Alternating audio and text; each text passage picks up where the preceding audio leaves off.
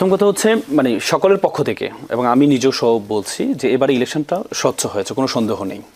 Election সুষ্ঠু হয়েছে, কিন্তু ইলেকশনের বিষয়টা নিয়ে যেখানে ফল গণনা পর্যন্ত আমরা ছিলাম, হ্যাঁ, যেখানে প্রশ্নটা সেখানে সেটা হচ্ছে গণনা এবং হচ্ছে আপনার ঘোষণার ক্ষেত্রে কিছু কিছু আসনে যেমন আছে এনসিপি থেকে একটু আগে সাংবাদিক সম্মেলন করে ওনারা কিন্তু বলেছেন, সজীব ভুঁইয়া বলেছেন 2008 সালের যে ইলেকশনটা, সেই ইলেকশনে বিএনপিকে 30টা আসন দেওয়া হয়েছে, সেখানে 32% ভোট এই বিএনপি পেয়েছিল, আর পার্থক্য ছিল মাত্র হচ্ছে 10 থেকে 12% পার্থক্য ছিল, কিন্তু আসনের ক্ষেত্রে প্রায় পার্থক্য হচ্ছে 230টা আসন আওয়ামী লীগ পেয়েছে। মানে হচ্ছে দেখেন আপনি আমার যে জোট, এই জোটে 77টা আসন পেয়েছে, কিন্তু আপনি যদি দেখেন আমার কাছে একটা ইকুয়েশন আছে, আপনার 53টা আসনে মাত্র ভোটের পার্থক্য 2 থেকে 5,000 ভোট পার্থক্য, এক ভোটের পার্থক্য সেটা আসে। মানে মাত্র 53টা আসনে পার্থক্য হচ্ছে 2 থেকে 5,000 ভোটের পার্থক্য। হ্যাঁ, এই যে পার্থক্যের ক্ষেত্রে এখন প্রশ্নটা আসলো কিভাবে?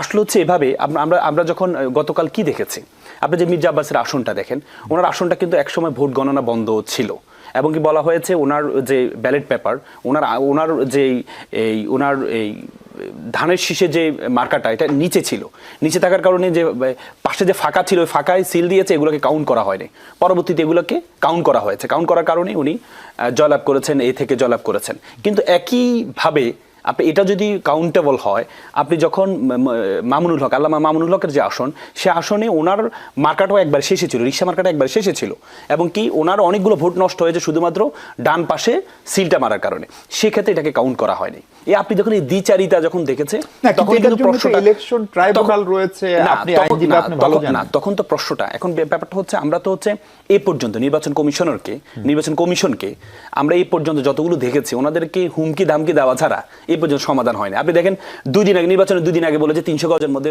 মোবাইল ব্যবহার করা যাবে না, যখনই গিয়ে একটু আন্দোলনের কথা বললো, এই করলো, তখনই কিন্তু ওনারা আবার এটা থেকে আবার ফেরত আসছেন। আপনি অনেকগুলো বিষয় আপনি দেখবেন নির্বাচন কমিশনের। এখন ব্যাপারটা হচ্ছে এই যে এটা তো আমাদের একটা সংস্কৃতি, আমাদের দেশের একটা সংস্কৃতি যে কোনো কিছু হলে যে আমরা আন্দোলন করব, মানে এটা না যে আমরা সরকারকে মানব না, নির্বাচন মানব না, আমি আপনাকে আরেকটা প্রশ্ন করতে চাই, যেহেতু গত অংশে আমি আপনাকে পাই নাই। জামাত বরাবরই, জামাতের জোট বলেছিল যে 91 মডেলের ইলেকশন, শেষ পর্যন্ত কি এটা 91 মডেল ইলেকশনই হলো? কারণ আমি নিজে জামাতের আমির 91 মডেল কোন অর্থে বলেছিলেন? আমি মনে করি না, এটা জামাতের পক্ষ থেকে বলা হয়েছে এই জন্যই, আপনি দেখেছেন এই গণ অভ্যুত্থানের পরবর্তীতে ইলেকশনগুলো, গণ অভ্যুত্থানের ইলেকশন হয়েছে 91 ইলেকশন হয়েছে, এবং 90-এর যে ডাকসুর যে ছাত্র দলের যে ভূমিদস্যু বিজয়, সেটার কারণে পরবর্তীতে 91-তে একটা যেখানে আওয়ামী লীগ ক্যাবিনেট গঠন করে ফেলেছিল, তখন কিন্তু হচ্ছে পরবর্তী দেখা গিয়েছে ছাত্র দল হয়েছিল, পরবর্তীতে 91-এর ইলেকশনে যেখানে ক্যাবিনেট তৈরি করে ফেলেছিল আওয়ামী লীগ, পরবর্তীতে বিএনপি কিন্তু সে সংখ্যাগরিষ্ঠতা পেয়ে ক্ষমতা আসছে।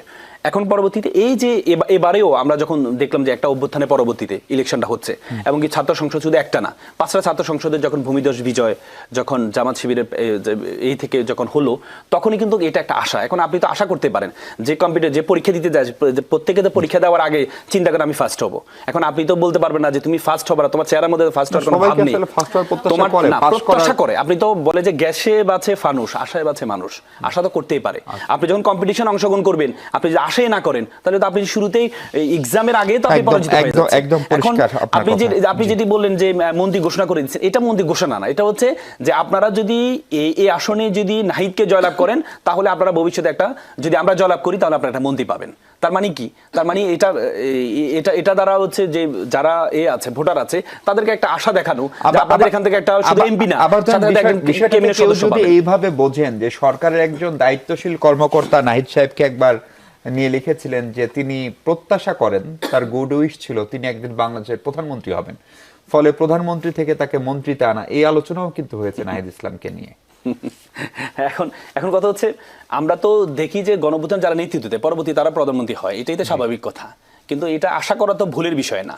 আমরা তো সমস্যা হচ্ছে আমরা হচ্ছে একটা পরিবারতন্ত্রের মধ্যে আছি, দেশটা আমরাও একটা বৃত্তের মধ্যে আছি, এই বৃত্ত থেকে বের হতে পারি না। আমাদের দেশে আমরা ছোটবেলা থেকে, আমি আপনাকে বলি, আমরা ছোটবেলা থেকে আমাদের মাথায় ঢুকিয়ে দেওয়া হয় সবকিছু হতে পারবা, প্রধানমন্ত্রী হতে পারবা না, মানে আমাদের মধ্যে আমরা এই 35 বছর যে ক্ষমতায়ন আমরা দেখেছি আমাদের মাথার মধ্যে ঢুকিয়ে দেওয়া হয়েছে এখনো পর্যন্ত।